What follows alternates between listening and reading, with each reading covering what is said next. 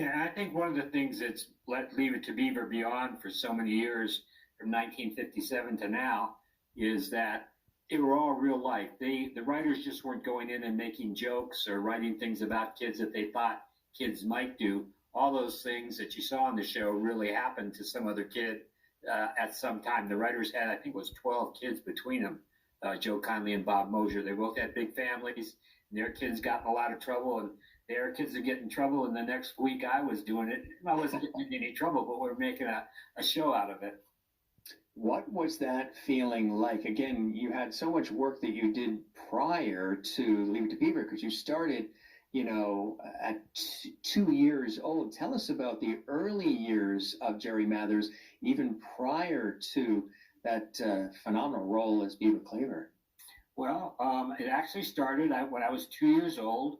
My mom was walking through a department store. We went on, and all of a sudden, a lady came up to her and said, "Is this your little boy?" She thought I broke something.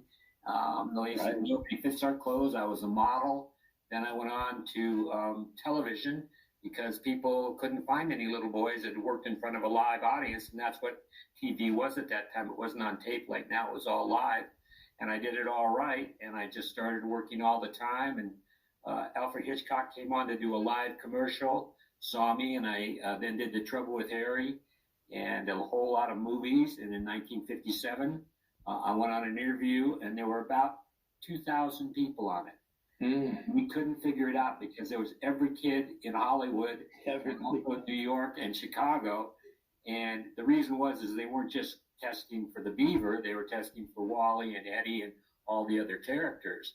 And we kept going back and back, and finally they said, "Well, you've got the job, and it's a situation comedy. It's called Leave It to Beaver."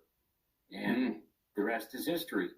So when you heard that, when you heard you were going to be on this series, I know you're a kid, and the feelings are unique when you're a kid, but can you recall some of the feelings you had? There must have been pure excitement. Was there any fear? Were you like, "Oh, this is monumental"? What were some of the feelings that ran through you when you realized you're the one they picked out of these thousands of kids who were dreaming and hoping, and they saw something, and there was a spark in your eye, something in your step, something in your personality that matched what they were looking for in that character?